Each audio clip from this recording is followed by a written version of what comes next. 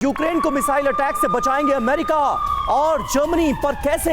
Advanced air defence system देने को तैयार हो गए हैं ये दोनों मुल्क। जर्मनी से जल्द ही मिसाइल डिफेंस सिस्टम यूक्रेन पहुंचेगा। अमेरिका भी एडवांस्ड एयर डिफेंस सिस्टम देगा ताकि रूस की तरफ से जो मिसाइलें गिराई जा रही हैं उन्हें हवा में ही नष्ट किया जा सके। लेकिन जो हालात अभी बने हुए हैं उसके तहत ये देखना और जानना भी बहुत जरूरी है कि अब जिस तरीके से रशिया अग्रेसिव हुआ है उसके बाद पूरी दुनिया की तरफ से उसके इस रिएक्शन को लेकर क्या कहा जा रहा है। क्योंकि जो हालात बने हुए हैं 7 महीने बाद हम एक बार फिर से वही स्थिति देख रहे हैं जहां सब कुछ रशिया तहस नहस करता जा रहा है। लेकिन रशिया के ऊपर पूरी दुनिया के लोग जिस तरीके से निर्भर करते हैं उसके तहत पश्चिम की चिंता इस बात को लेकर थी कि कौन से ऐसे ऑल्टरनेट सोर्स हैं जिसके तहत वो बड़े कदम उठा सके। अब जिस तरीके से मिसाइल हमले हुए हैं उसके बाद पश्चिमी मदद में किस तरीके से तेजी आ रही है, इंफॉर्मेशन वॉल पर आपके सामने एक एक डिटेल होगी। क्योंकि मिसाइल स्ट्राइक के बाद अब जो बयान सामने आए हैं सबसे पहले वो आपको बता दें। यहां पर व्लादिमीर पुतिन की तरफ से तो ये साफ तौर पर बार बार दोहरा दिया गया कि कोई भी रणनीति अगर अपनाई जाएगी तो उसे महज ब्लफ ना समझे, आगे भी आतंकी हमलों का कड़ा जवाब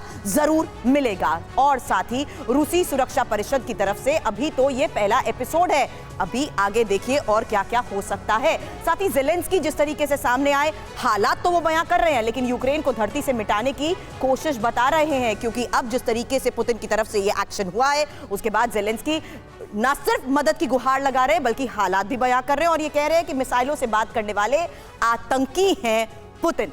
अब देखिए फ्रांस का रुख, इस हमले के बाद युद्ध पूरी तरह से अब बदल गया है। और साथ ही सबसे महत्वपूर्ण बात यह कि जर्मनी जो अभी तक कोशिश कर रहा था कि किसी तरह से डायलॉग की कोशिश हो सके वो वैसा नहीं कर पाया, अब कह रहा है बहुत जल्द यूक्रेन को मिसाइल डिफेंस सिस्टम भी पहुंचाया जाएगा। वहीं रूस कुछ भी करे हम पूरी मजबूती से यूक्रेन के साथ खड़े हैं, ब्रिटेन अपने रुख पर कायम है। वहीं व्हाइट हाउस की तरफ से तो ये कह दिया गया कि बाइडेन ने ज़ेलेंस्की से एडवांस डिफेंस सिस्टम देने का वादा किया है और उसी मदद के भरोसे यूक्रेन भी आगे बढ़ने की लगातार कोशिश करता रहता है। लेकिन भारत की बात करें, हालात को लेकर एक बार फिर से चिंता जाहिर की गई है और यह भी कहा गया कि युद्ध को बढ़ाने से किसी का हित नहीं हो सकता है। तो बड़ी बात रवि अभी तक हम देख रहे हैं और समीर हमने देखा कैसे हालात जो बने हुए हैं उसके तहत सबकी नजर जरूर है। लेकिन भारत के उस स्टैंड को एक बार फिर से हम दुनिया के सामने इसलिए रखना चाहते हैं क्योंकि इस हालात से कोई हल नहीं निकलेगा और वो ये बात दुनिया के सामने बार बार दोहराता जा रहा है। बिल्कुल, और देखिए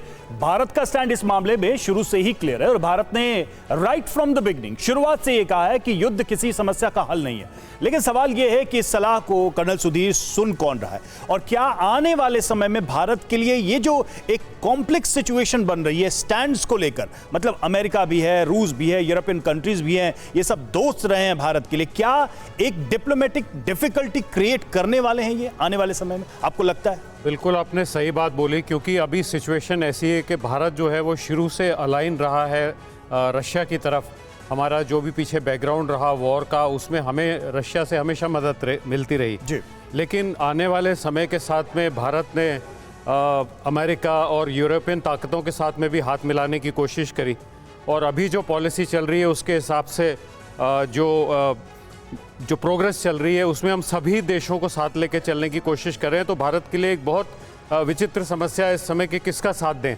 और पुतिन भी जो है वो एक ऐसे स्ट्रॉन्ग लीडर हैं जो कि मानने वालों में से नहीं है। अगर आप देखें तो 1991 में जब वो केजीबी में लेफ्टिनेंट कर्नल थे उसी समय जो है वो तो आप मानते हैं कि ये जो मध्यम मार्ग रहा है भारत का ये आने वाले समय में सरल नहीं होने वाला? ये सरल नहीं होने वाला है बिल्कुल। और भारत को देखिए अभी आने वाले समय में या तो यूक्रेन सरेंडर करे या फिर पुतिन विड्रॉ करे या फिर वर्ल्ड वॉर 3 हो, तीनों में इसके अलावा कोई ब्रेकिंग सायरन बज चुका है। सर भारत की बात मानी जाएगी, इस पर भी बहुत बड़ा संदेह है क्योंकि कोई रुक नहीं रहा, ना यूक्रेन ना रूस।